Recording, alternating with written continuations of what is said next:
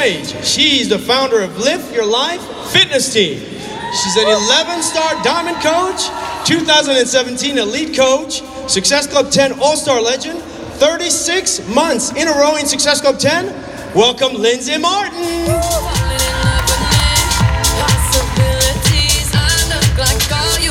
All right, closing out. You saw her earlier on stage. She's the founder of the Lioness Empire.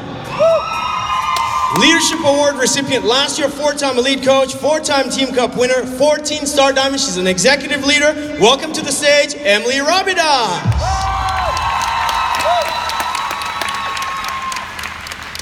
Welcome. Erin, how does it feel to have Summit in your hometown? It's pretty awesome. Yeah. And knowing that we're coming back, even better. Yeah. Who's enjoying Indy, by the way? Liking it? Good. All right, well, let's jump right in. So, all these coaches have learned a tremendous amount of information. At the end of the day, what happens is between these ears is fear.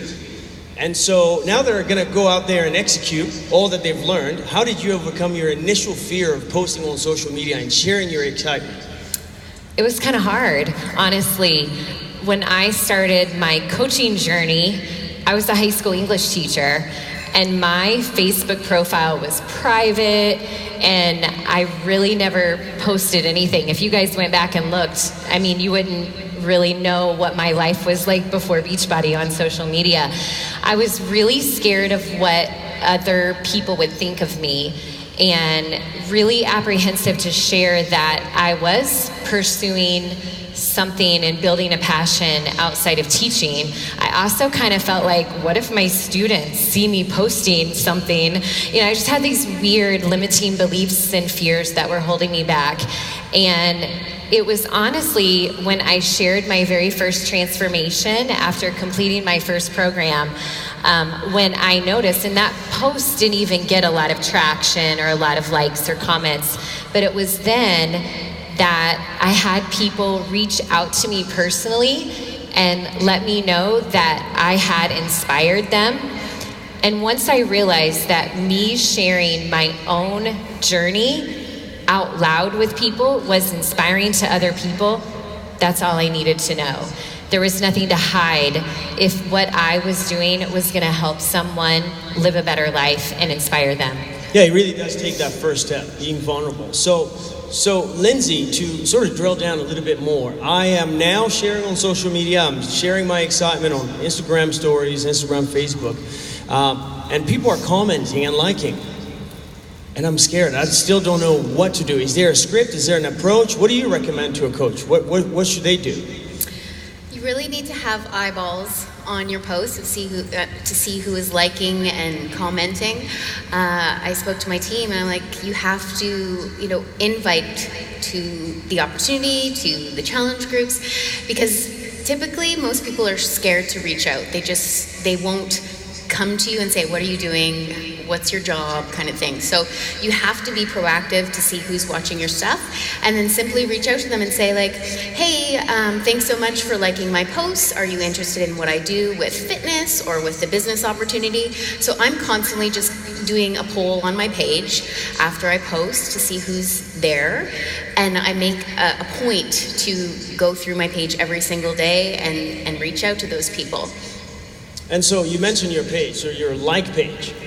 And what if they're following you on your personal page? Any advice on that? Do you just sort of follow up from there based on who has liked, who has commented? So I grew my business on my personal Facebook page in the beginning, and still most of my traction comes from my Facebook page, my personal Facebook page. I do have a fitness page and I do have Instagram. So most of my relationships have been grown organically through my own personal page, even to this day.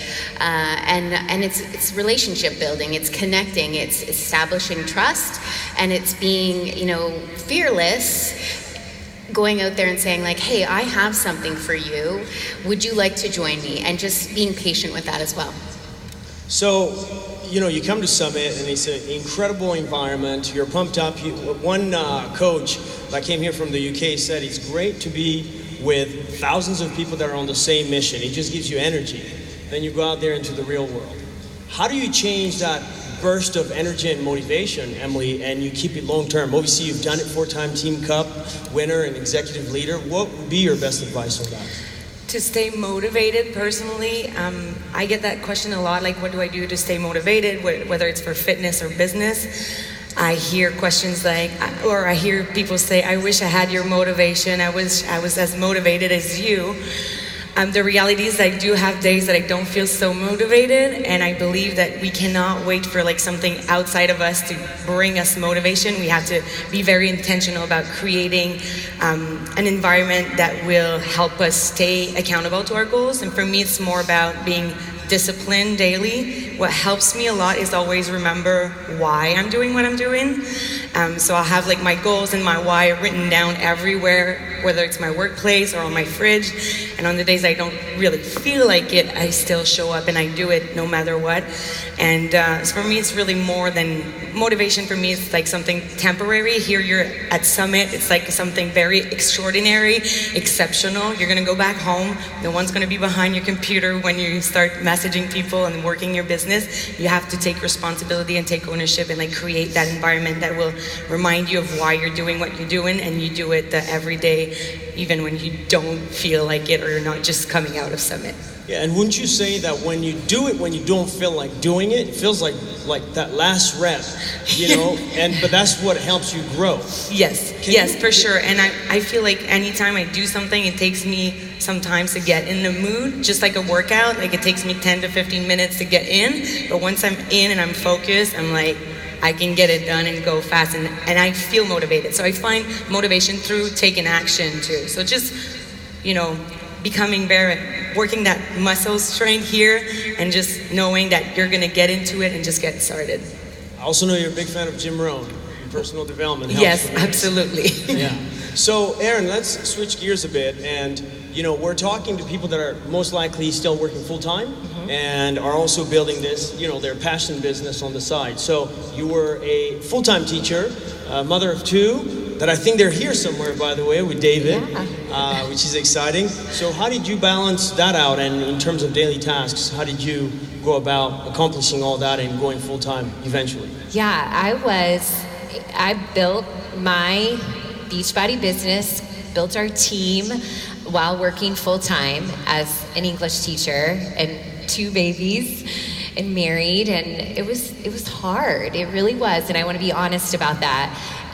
But I was very focused on making sure that I took action every single day. And I did that by creating goals. We all know that. You got to have a goal that you're working towards, and you got to take action. And, you know, kind of piggybacking on what Emilie said, and you got to keep yourself motivated to do that.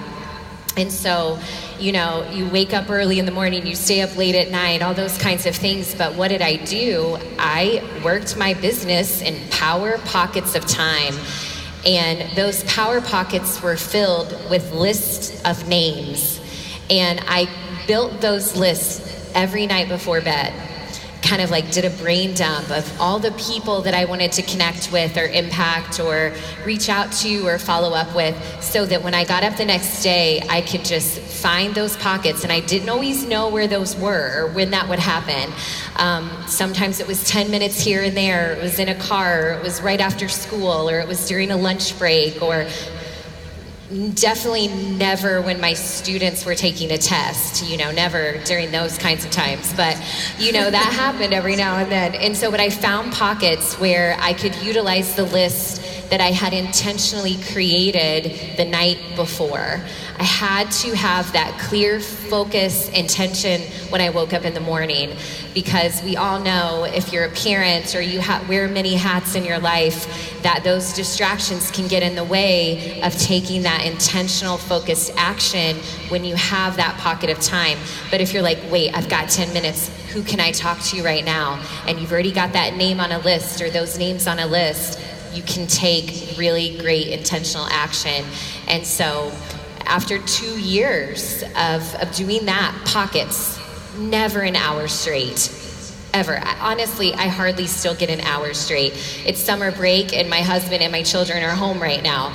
You know, it's still power pockets. think that's so key. I think most people have this idea that, you become an entrepreneur, you'll have an office in your home, and it will look like a Wall Street corner office, and, you'll have a straight hour to just work on it. The fact that you work for 2 years in those power pockets, they range from 10 minutes to 45 minutes on a commute, actually. Yes, yeah. That made all the difference. Bits and pieces of time. Outstanding.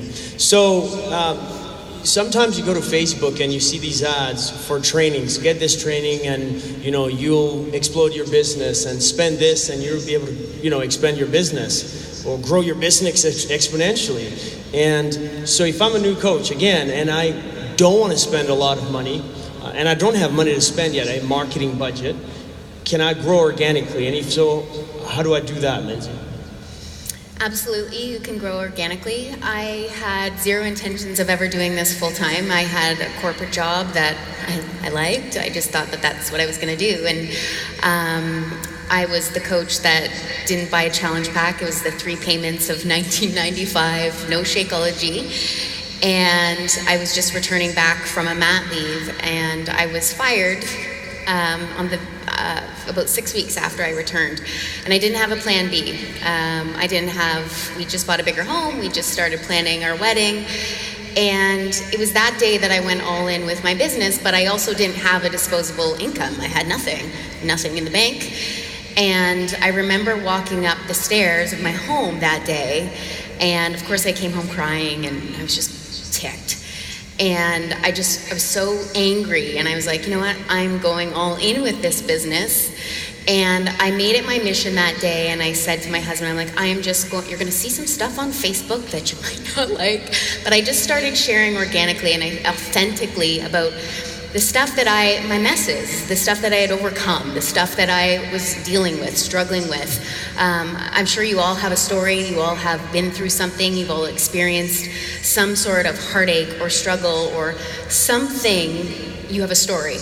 And I just put myself out there as a means to give somebody hope and to inspire somebody that maybe they weren't all alone in this busy world of social media, because it's a lot. I know when I was going through struggles of, postpartum depression and being a single mom and, all that stuff, I just really wanted someone real, not a highlight reel, but just someone real and authentic.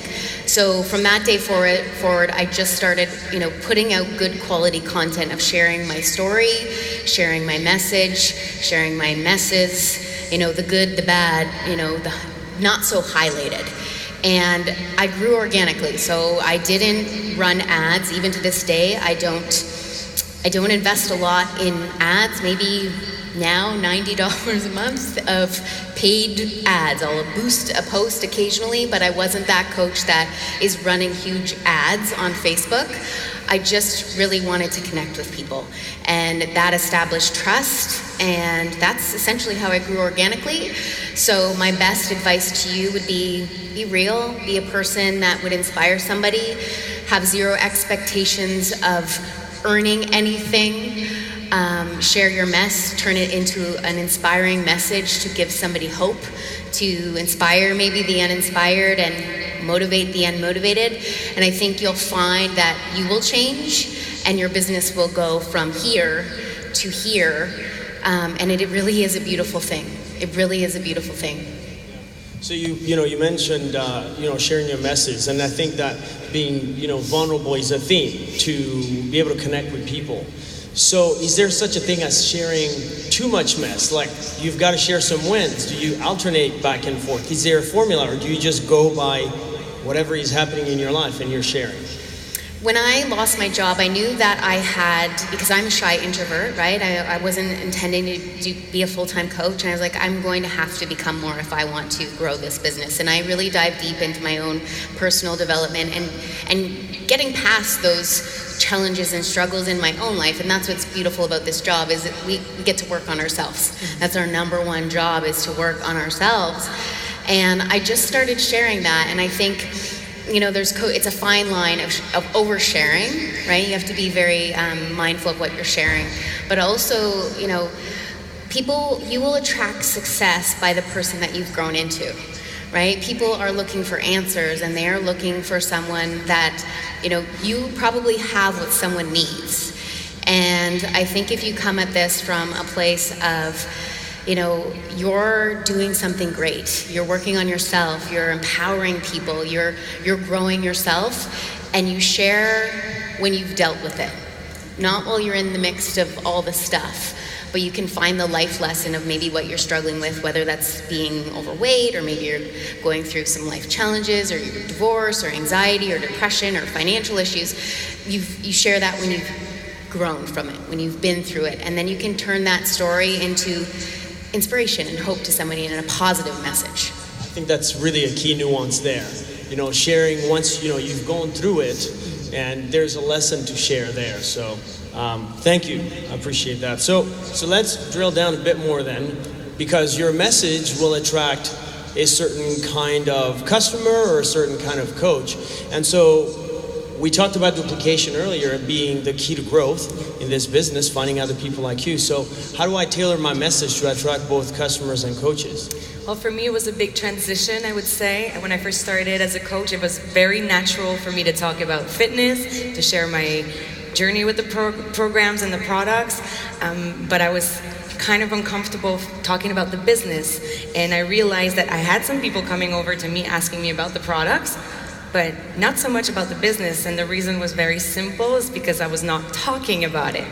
So what I like to do and teach my team is to come up with a list of things that make you enjoy being a coach, and use that as inspiration for your messages. So maybe not saying, here's why I love coaching, 1, 2, 3, 4, 5. But if you have that list of reasons why you love being a coach, then you can use those reasons in your Instagram stories, in your daily posts, and just talk about how it's changed your life, how it's improving your life, just like the products are doing for you. So for me, it was a transition, and the more I was talking about it, the more people came to me, and the more I positioned myself as not only a coach that leads challenge groups, but also a leader of a team, the more I attracted people that wanted to be also part of a team. So I feel like what we focus on expands, and the more I talked about it, the more people came to me for the business also, and not just for the products. So same as, Lindsey's question of, the proportion, did you then go 50-50, or was it based on your business successes and failures? For the posting? Yeah, the posting between personal, business, challenge. I would say it's pretty even. I mean, the more, it depends on my goals too, I would say. So sometimes I'm more into fitness, especially if I'm in starting a new program. So I feel like some of my posts are going to be more fitness driven, but then I become really good or better at implementing the business side of things in my posts. So I feel like right now, especially with stories, we can sort of talk about all kinds of things in one story or one post.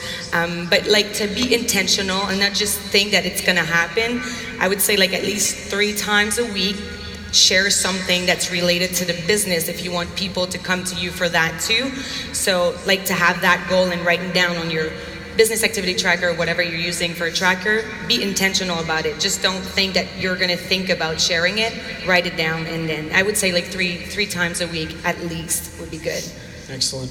Thank you. So, Erin, so we've done several launches, dating all the way to 80-Day Obsession up to now. We've got a lot of new launches coming up. And for the person that is brand new or doesn't have a system, it could be overwhelming. I know you are pretty organized. You mentioned you are a square, but then a squiggle at the same time. I'm a so you have a fun side and you have an organized side. So what's your system? How do you help your coaches maximize the launches? I love launches, and our team does a really good job with our launches.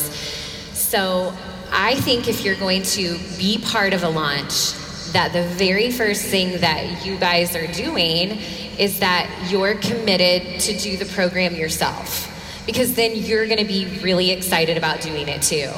And so that's the very first thing. If you're ready to launch Lift 4, then you're all in. I'm going to do Lift 4 too, because at the end of the day, what you're wanting to do is it's so natural. It's really natural to launch your program when you're inviting people to try a new program with you. And it makes it so easy to reach out to people. And so I think that's one of the first things you do is you commit to go all in and do the program yourself. And then the next thing you want to do is be a student of that program and stalk Joel's Facebook and watch his Instagram stories and his IG and read the FAQs and know as much as you can and be a student of that program. Then you want to decide, okay, if I'm going to do this, I need to invite people to join me, do it with me. When are we starting? And you need a start date for your program. And mine happens to be that launch day when everything just falls on BOD on the 16th. And so that's my start date. So you have a start date. So then you've given yourself and everyone who's going to join you this deadline to make a commitment so that they can join you in doing this program side by side.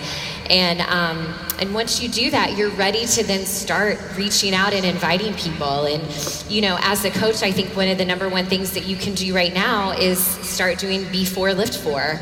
Or, you know, we've got Mes de Mas. You know, you can do whichever program you're ready for, but do those introductory, those prep workouts and start showing people, giving them a taste of what you're doing on your Instagram stories or your Facebook, and then they can start seeing your excitement and they're going to want to do it with you. And then you start reaching out to the people who are watching your stories and watching you do these workouts, and you're making lists of people who are like, I would love to do this program with you. Like literally, I think about that all the time, like, who would I love to have in this challenge group? Who would be so much fun that I've met recently that would be awesome to have them do this with me? And you make those lists of people that you want to help impact with this program, and you want them with you to like lock arms. I like to say that, let's lock arms and do this together. And you make those lists of people that you're going to invite. But what I really like to do, and this is what I know a lot of my friends and coach friends have been doing and our team does, is we put people into a launch group or an info group. So you can say, okay, cool, you want more information, let me drop you in this group and I'll show you everything you need to know and I'll teach you about it. And we'll go live in that group and we'll create excitement in that group, and we do all kinds of fun things in this info group. And then we're like, okay, it's time to make a decision, you know, in this info group. So you have all these people who are getting information and getting excited about trying this new program with you. And then you have everybody make a decision. It's decision day. And then you celebrate all the people who say yes to you, because people don't want to be left out. And once people say yes and they're ready to join you in this program, I move them over to our actual challenge group where this is going to happen. And I'm like, you guys, Emilie said yes, so she's moving on. I'm so excited she's going to do this program with me. And then if Lindsey is like, well, I want to go too, you know? So you like create this sense of FOMO, and that's working right now. But I think the key though is I'm really excited about it. And I'm thinking about why this is going to benefit them too, and I'm excited about it impacting them and giving them results. What I love most about the systems is, to a busy person, which a lot of people are very busy, it's a plug and play. Obviously, you've got to personalize it, bring your excitement, emotion into it, and participate yourself. So last two questions, one to Lindsey, which will be, what's your best advice for finding business builders? I would say I've never really focused on finding business builders. I've focused on finding people to help. I've never led with the business opportunity, and you know, I hear coaches say like, I can't find business builders, or my coaches are not doing anything. I think my main focus is when you pour your heart and soul into helping somebody else, that's where the magic will happen. You'll naturally find people that just want to do the business, that will want to share with their friends, that love what you're doing, that want to be a part of what you're doing. But at the same time, you do have to talk about the business opportunity too. And it can be starting small. If you made $40 with the coach, like I made $40 my first week as a coach, and I thought that was the best thing ever, because I was just going to work to pay daycare bills. And I thought, that's like a shirt for me, like a guilt-free shirt. So there's something that you can share on your page. Whether that's you were able to buy your kid a book, or you were able to, buy yourself something, get your nails done. Like there's always something that you can, get people to think differently about the business opportunity, but always focus and shift your perspective of like, whether you're looking to help people with their health and fitness or whether you're looking to help people earn an income, they're both very, very amazing tools that you have to give to somebody. I love helping people change their life. I love helping them with their fitness, but I also love teaching people how to make money too and rocking that side of their life. So aim to first add value and help somebody, and then naturally your business will grow. Outstanding, and a lot of great information. So it's time, to put all this into practice, Emilie. And so to a new coach today that wants to completely change their business by next year, what do they do, leaving Indianapolis, going back to their homes? Who here is their first summit? Raise your hand. Oh my goodness. Wow. All right. Wow, this is great. Okay. We're all different. Like, we all have different ways of building this business. I think at the core, we all have similar values and visions, but we all do it in a very unique way, authentic way. And if you've listened to stories since you've been at Summit, you see that there is no perfect mold for the successful coach. And we're all different, but there's one thing I think that we all shared when we were practicing this panel, and we realized that we all decided to believe in ourselves, and we all decided that we deserved a better life, and we were willing to do the work to get there. And I remember my first summit 5 years ago. I was sitting way up in the arena, and I looked at the people walking on the stage, and I felt like I would be there. And I told my husband, I'm gonna be on that stage. And the reason why I wanted to be on that stage is just because I knew if I was there, my business was going well. And I had that vision, I felt it. I feel like this theme this year, to believe in you, is so powerful.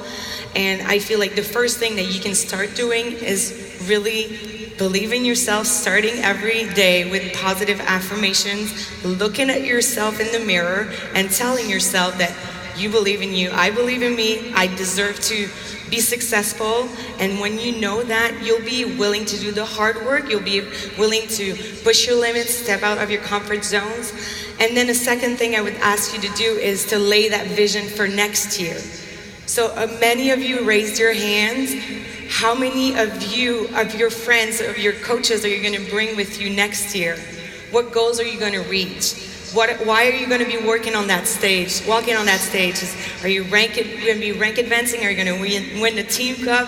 Whatever that you are striving for, start having that longer term vision, write it down and put it on your calendar and remind yourself every day why you're doing what you're doing, and know that you deserve to be on that stage next year, and think about all the amazing people that are going to join you and are going to experience exactly what you're experiencing right now. So that's what I would tell you to do. Powerful stuff. A round of applause. How many are committed? Outstanding. And please help me thank our panelists, Erin Young, Lindsey Martin, and Emilie Robidas. You guys have a great end of summit. We'll see you at celebration at 8:30. Take care, everyone.